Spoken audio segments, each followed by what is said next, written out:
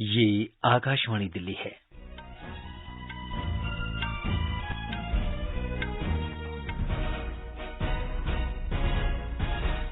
नई दिल्ली नगर पालिका परिषद ने लुटियन जोन में औरंगजेब लेन का नाम एपीजे अब्दुल कलाम लेन करने के प्रस्ताव को अपनी स्वीकृति प्रदान कर दी है। दिल्ली सरकार राजधानी में हर घर को साफ और भरपूर पानी उपलब्ध कराने के लिए काम कर रही है। प्रधानमंत्री नरेंद्र मोदी कल दिल्ली विश्वविद्यालय के शताब्दी समारोह समापन कार्यक्रम को संबोधित करेंगे। रक्षा मंत्री राजनाथ सिंह ने कहा है कि हरियाणा ने देश की खेल राजधानी के रूप में अपना नाम रोशन किया है। आम आदमी पार्टी ने पार्टी के वरिष्ठ नेता और राजेंद्र नगर विधानसभा क्षेत्र से विधायक दुर्गेश पाठक को दोबारा दिल्ली नगर निगम के लिए पार्टी का प्रभारी नियुक्त किया है और राष्ट्रीय राजधानी दिल्ली में ईद उल अजहा का पर्व पारंपरिक उत्साह और उल्लास के साथ मनाया गया।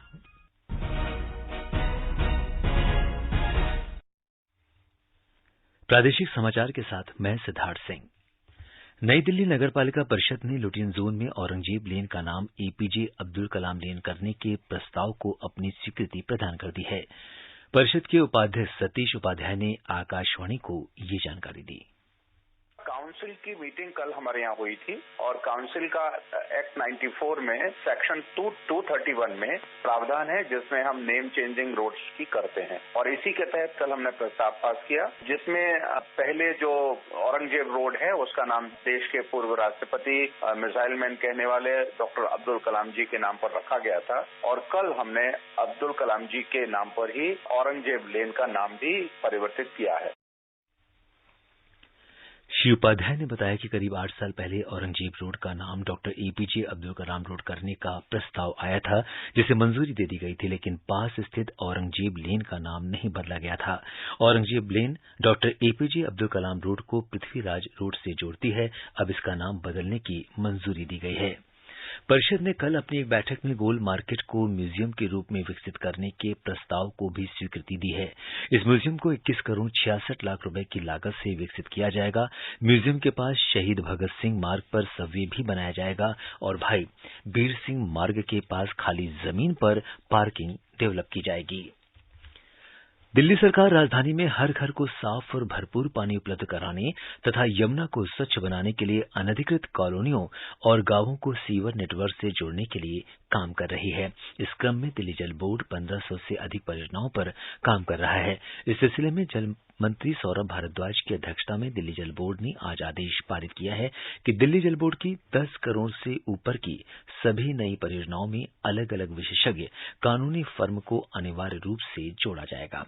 परियोजना से जुड़े सभी कानूनी अनुपालन, कम्युनिकेशन और कॉन्ट्रैक्ट एग्रीमेंट के कार्य कानूनी फर्म करेगी। इससे जहां कंपनी द्वारा समझौते के उल्लंघन पर दिल्ली जल बोर्ड द्वारा तुरंत कार्रवाई की जा सकेगी, वहीं कानूनी फर्म ये भी सुनिश्चित करेगी कि जनता के लिए शुरू की जाने वाली परियोजनाएं उच्च गुणवत्ता और सभी कानूनों का पालन करते हुए पूरी हो सके ताकि जनता को इनका लाभ मिले।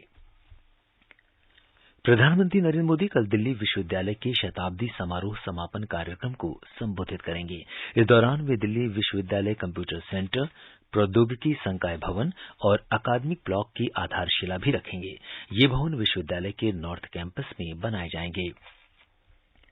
दिल्ली विश्वविद्यालय की स्थापना 1 मई 1922 को हुई थी। पिछले 100 वर्षों में विश्वविद्यालय का काफी विस्तार हुआ है और अब इसमें 90 कॉलेज और 86 विभाग हैं।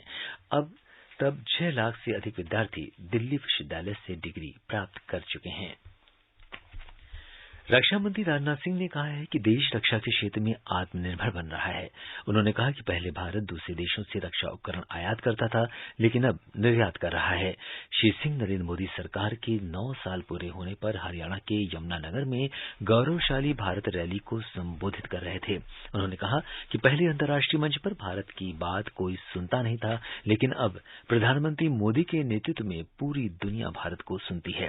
रक्षा मंत्री ने कहा कि देश आर्थिक रूप से मजबूत हो गया है और 2027 तक ये दुनिया की तीसरी सबसे बड़ी अर्थव्यवस्था होगी।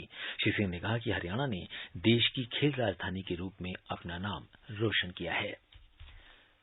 प्रादेशिक समाचार आप आकाशवाणी दिल्ली से सुन रहे हैं। ताजा समाचार जानने के लिए आप हमारी वेबसाइट newsonair.com पर लॉग इन कर सकते हैं।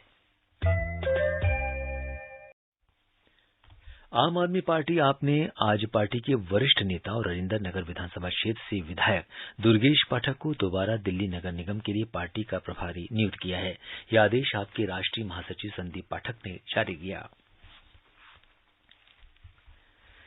दिल्ली सरकार राजधानी में महिला उद्यमिता को बढ़ावा देने और दिल्ली की महिलाओं को आर्थिक रूप से सशक्त बनाने के लिए प्रतिबद्धता के साथ काम कर रही है। इस दिशा में महिला और बाल विकास मंत्री आतिशी ने कश्मीरी गेट स्थित Indira Gandhi Delhi technical university for women में anganwadi workers, supervisor, Delhi skill and entrepreneurship university के एक्सपर्ट्स और महिला एंटरप्रेन्योर्स से चर्चा की। चर्चा के दौरान मंत्री आतिशी ने दिल्ली में वुमेन एंटरप्रेन्योरशिप को प्रोत्साहित करने के बारे में सुझाव मांगे हैं। कार्यक्रम में मौजूद सफल महिला एंटरप्रेन्योर शीधा सिंह और आयुषी गुदानी ने आंगनवाड़ी वर्कर्स को प्रेरित करने के लिए उनके साथ एंटरप्रेन्योरशिप की अपनी यात्रा को भी साझा किया।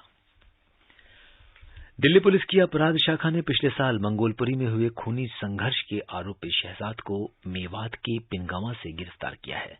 पुलिस ने इस घटना में शामिल 8 आरोपियों और 3 नाबालिग को पहले ही पकड़ लिया था, लेकिन शहजाद पुलिस को चकमा देकर फरार हो गया था। कोर्ट द्वारा उसे भगोड़ा घोषित किया गया था और दिल्ली पुलिस ने उस पर 15,000 रुपए का इनाम घोषित कर रखा था। शहजाद ने पुलिस पूछताछ में बताया कि वो ग्रेजुएट डिग्री धारक है और वो मंगोलपुरी के की ब्लॉक में साइबर कैफे का कार्य कर रहा था। फरार होने के बाद वो लगातार भीड़ भाड़ वाली कॉलोनियों में अपना ठिकाना बदलता रहा। आखिरी दौर में वो मेवात जिले में रह रहा था, वहीं से उसे गिरफ्तार किया गया है। प्रधानमंत्री नरेंद्र मोदी ने एबेंडेंस इन मिलेट्स गीत के वीडियो रिलीज का स्वागत किया है। एक ट्वीट में प्रधानमंत्री ने कहा कि ये बहुत ही रचनात्मक है और स्वस्थ जीवन जीने के लिए अधिक लोगों को श्री अन्न अपनाने के वास्ते प्रेरित करेगा।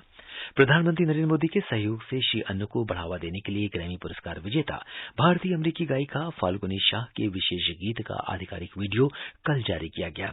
शाह की वेबसाइट पर इस गीत के साथ ही हिंदी और अंग्रेजी में जारी बयान में कहा गया है कि ये गीत विश्व की भूख को कम करने की एक और संभावित कुंजी के रूप में सुपर ग्रेन श्री अन्न के बारे में जागरूकता बढ़ाने के लिए बनाया गया है।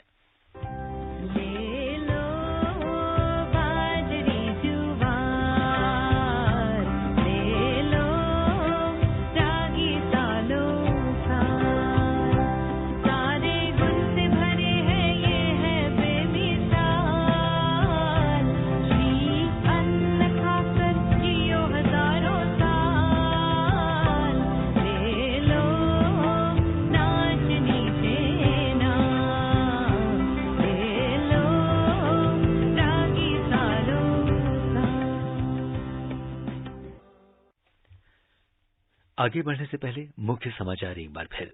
नई दिल्ली नगरपालिका परिषद ने लुटियन जोन में औरंगजेब लेन का नाम एपीजे अब्दुल कलाम लेन करने के प्रस्ताव को अपनी स्वीकृति प्रदान कर दी है।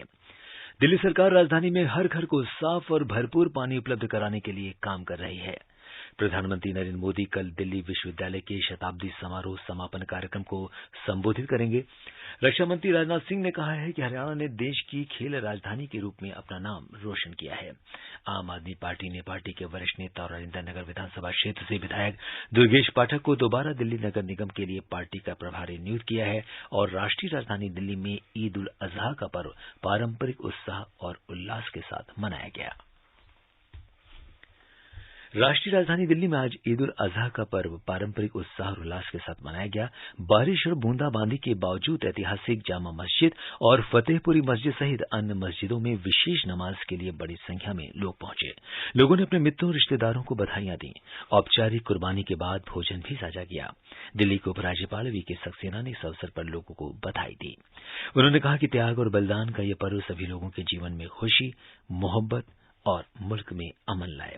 मुख्यमंत्री अरविंद केजरीवाल ने भी इस अवसर पर लोगों को बधाई दी।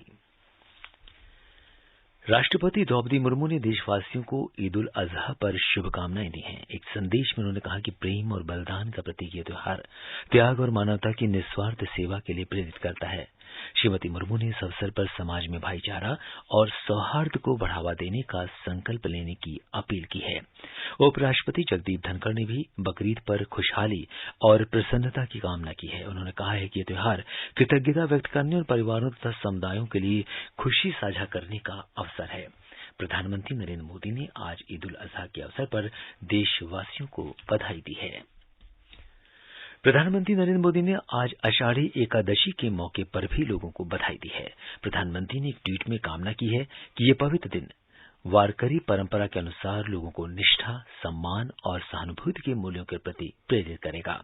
उन्होंने कहा कि भगवान विट्ठल की कृपा से सभी लोगों को प्रसन्नता, शांति और समावेशी समाज के लिए मिलकर काम करना चाहिए। प्रादेशिक समाचार आप आकाशवाणी दिल्ली से सुन रहे हैं। ताजा समाचार जानने के लिए आप हमारी वेबसाइट newsonair.com पर लॉग इन कर सकते हैं। आकाशवाणी का समाचार सेवा प्रभाग आज रात स्पॉटलाइट कार्यक्रम में सड़क परिवहन और राजमार्ग मंत्रालय में सचिव अनुराग जैन के साथ एक विशेष साक्षात्कार प्रसारित करेगा। इस कार्यक्रम में पिछले 9 वर्षों के दौरान मंत्रालय की उल्लेखनीय उपलब्धियों और विभिन्न पहलुओं पर चर्चा की जाएगी। श्री अनुराग जैन ने साक्षात्कार के दौरान व्यापक जानकारी देते हुए मंत्रालय की उपलब्धियों पर अपने विचार साझा किए। At the time of planning, it is integrated planning. It's planning keeping multimodality into account. It is taking into account where the railway network goes, how does it connect the ports, how does it connect the industries, how does it improve the logistic efficiency of the core components like coal movement, the steel movement, the food fertilizer movement, cement movement. So this holistic plan makes it doubly efficient. So in these 9 years, the pace of construction is improved. Shri Jain ने राजमार्गों के साथ साथ सतत विकास को बढ़ावा देने में मंत्रालय के ठोस प्रयासों का उल्लेख किया। One, we have brought this policy of plantation into our system. So in all highways, we have a median which is used for plantation, and at the two ends of the ROW, we do the plantation. So in the last 9 years, we have actually planted about 3.8 crore plants. And initially we saw that survival was an issue. So we have switched over to the policy of planting tall trees, which are already 2 years, 3 years old plants. So survival rate is much better. ये पूरा साक्षात्कार आज रात 9:15 बजे से FM gold और अतिरिक्त मीटरों पर सुना जा सकता है। ये कार्यक्रम हमारी वेबसाइट newsonair.gov.in तथा YouTube channel news on AIR official पर भी उपलब्ध होगा। केंद्रीय सूचना और प्रसारण मंत्री अनुराग ठाकुर ने आज कहा कि मोदी सरकार के पिछले 9 वर्षों के कार्यकाल में देश में काफी बड़ा बदलाव आया है। उन्होंने कहा कि संपर्क से समर्थन कार्यक्रम के दौरान अलग अलग क्षेत्र के लोगों से मिलने पर ये बातें निकलकर सामने आ रही हैं जो हमारी नीतियों और कार्य पद्धति को प्रमाणित कर रही हैं। संपर्क से समर्थन कार्यक्रम के तहत श्री ठाकुर ने आज दिल्ली में आरजी कैंसर अस्पताल के मुख्य कार्यकारी अधिकारी doctor DS Negi, cancer specialist doctor Dinesh Bhurani और robotics expert doctor Dinesh Bewrani से मुलाकात की। उन्होंने कहा कि प्रधानमंत्री के आत्मनिर्भर भारत मेक इन इंडिया का आह्वान रंग ला रहा है। इस कैंसर हॉस्पिटल ने अपना रोबोट बनाया है जो सर्जरी के लिए भी सक्षम है। दिल्ली में आयुष्मान भारत योजना को लागू नहीं करने के लिए श्री ठाकुर ने दिल्ली सरकार की आलोचना की। राजधानी में आज सुबह कई इलाकों में हुई बारिश से लोगों को गर्मी से राहत मिली। आज का अधिकतम तापमान सामान्य से 3 डिग्री घटकर 34.2 डिग्री सेल्सियस रहा। वहीं न्यूनतम तापमान भी सामान्य से 4 डिग्री सेल्सियस घट गया और 23.8 डिग्री सेल्सियस दर्ज किया गया। मौसम विभाग के अनुसार अगले 24 घंटे के दौरान सुबह 8:30 बजे तक 17.2 मिलीमीटर वर्षा दर्ज की गई, जबकि इसके बाद 5:30 बजे तक 3.6 मिलीमीटर बारिश हुई। मौसम विभाग ने बताया कि कल बादल छाए रहेंगे और गरज के साथ छींटें पड़ने की संभावना है। कल का अधिकतम तापमान 36 डिग्री सेल्सियस और न्यूनतम तापमान 25 डिग्री सेल्सियस के आसपास रहने की उम्मीद है। और अंत में मुख्य समाचार एक बार फिर। नई दिल्ली नगरपालिका परिषद ने लुटियन जोन में औरंगजेब लेन का नाम एपीजे अब्दुल कलाम लेन करने के प्रस्ताव को अपनी स्वीकृति प्रदान कर दी है। दिल्ली सरकार राजधानी में हर घर को साफ और भरपूर पानी उपलब्ध कराने के लिए काम कर रही है। प्रधानमंत्री नरेंद्र मोदी कल दिल्ली विश्वविद्यालय के शताब्दी समारोह समापन कार्यक्रम को संबोधित करेंगे। रक्षा मंत्री राजनाथ सिंह ने कहा है कि हरियाणा ने देश की खेल राजधानी के रूप में अपना नाम रोशन किया है। आम आदमी पार्टी ने पार्टी के वरिष्ठ नेता और राजेंद्र नगर विधानसभा क्षेत्र से विधायक दुर्गेश पाठक को दोबारा दिल्ली नगर निगम के लिए पार्टी का प्रभारी नियुक्त किया है और राष्ट्रीय राजधानी दिल्ली में ईद उल अजहा का पर्व पारंपरिक उत्साह और उल्लास के साथ मनाया गया। इसके साथ ही प्रादेशिक समाचार बुलेटिन समाप्त हुआ। नमस्कार।